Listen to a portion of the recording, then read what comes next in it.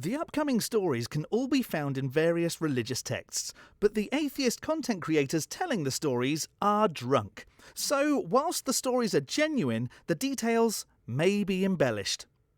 A little. Welcome to Holy Spirits.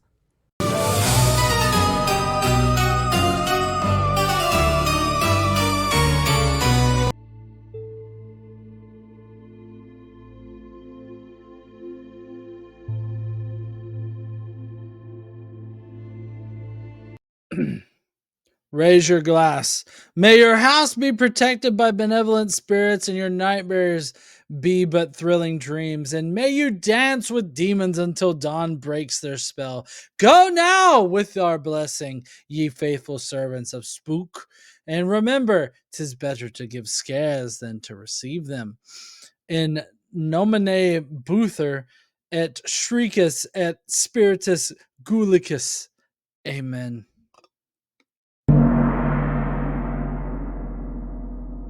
Amazing. And you got a rip it. You also have a rip it. I do. I love rippets. Are you secretly in the military? What's up, heathens? How y'all doing? I'm the Godless Engineer, and typically I am analyzing. Sorry, I'm I'm at the point where I'm having trouble speaking correctly.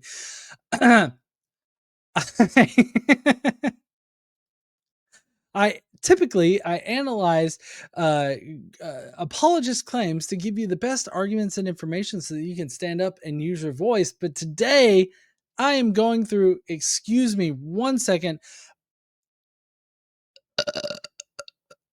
Today I am talking about dismembering concubines, which I know that makes me sound weird.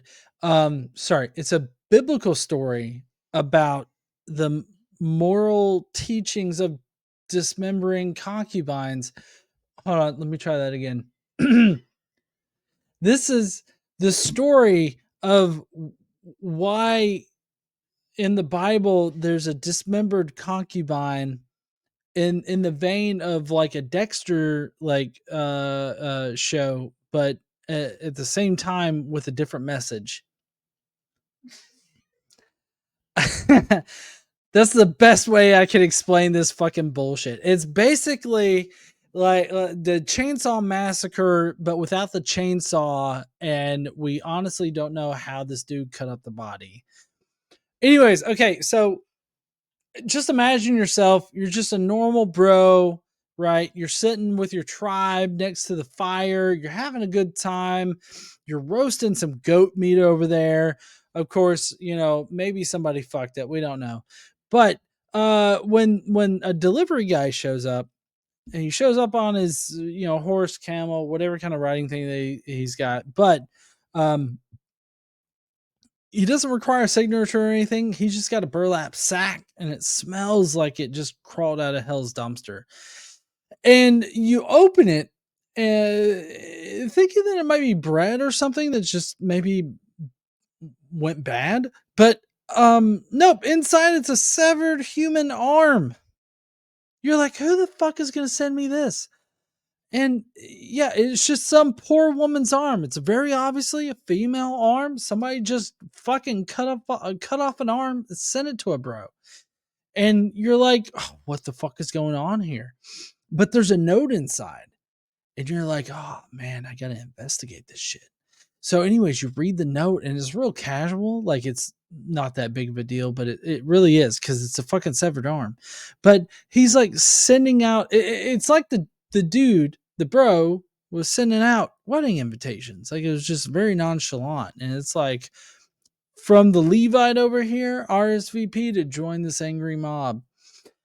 And the dude didn't even bother with a wax seal or anything like that. The envelope was literally just muscle tissue at that point. But anyways, the backstory to this, what led up to this point, if we can go back in time a little bit, the Levite guy, right? He brings his concubine into his local town. I guess maybe he lives on the outskirts, the boonies, if you will, if you live in Alabama. He lives in the boonies, and he brings his concubine into town, and instead of protecting her, when an angry mob approaches him, he just throws his concubine out to the crowd. Like, I mean, this, keep in mind, concubines are owned as property at this point. They're basically little fuck toys for these, Israelite men to like use and everything. Just let that sink in. That's pretty disgusting in its own right. But anyways, he tosses her to the crowd as a way to get away, I guess. Like, it's like, no, don't fuck me, fuck her. And he tosses her like she's some kind of free sample at Costco. And they rape her all night. Good wholesome fun from the Bible. I mean, this is definitely something that should be in all elementary schools across the nation. Like, we should definitely teach this story to little kids. Like, hey, they fuck the death out of people. Or not fuck the death out of people. That would make them immortal. Fuck the people to death. They fuck people to death. He tosses her out to the crowd, and they rape her all night. She dies on his doorstep after they're done with her, right? And then he walks out the next morning, and he's like, shit.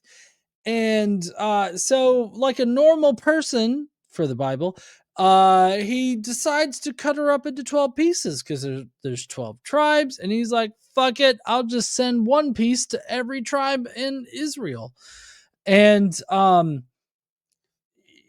he sends them out like a medieval FedEx, right? And it's like an ancient Saw movie at this point. Except, he sends it out with a note that says, hey, do you want to play the covenant game? And except the game is basically, you're all witnesses now, so get your pitchforks ready. And you might be asking, like, what is this supposed to be teaching us? Because, like, in the Bible, you have so many things that are meant to be like moral lessons, or they're meant to be, some kind of like teaching that God is wanting to communicate to us. Even the people that don't take the Bible literally, they're like, yeah, there's transcendental, like some kind of fucking information in cutting up a concubine's body after she's been raped all night because the dude was too much of a little bitch to face a crowd by himself. Like, so he sacrificed his property, his concubine, for this crowd. Well, apparently this message is supposed to be about how Israel had no king and people needed justice. I mean, honestly, I feel like you could just say those things without having to like sacrifice a woman like completely, but I guess the Bible's going to do its thing.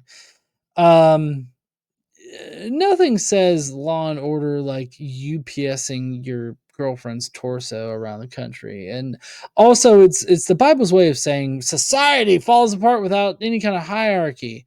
I'm guessing that's what, conservatives use now as far as like presenting us as not having a hierarchy or not having any kind of government or anything like that, or maybe just trying to propose that the government be intimately integrated into everything. But to me, all it says is that the Bronze Age dudes had a problem with problem-solving skills, and they had such a problem of it. It was like Quentin Tarantino on bath salts. And I mean, you shouldn't have to open up your Amazon Prime box and instead of a phone charger that you ordered last week, it's just a foot. Like, I just don't think that should be a thing. And so,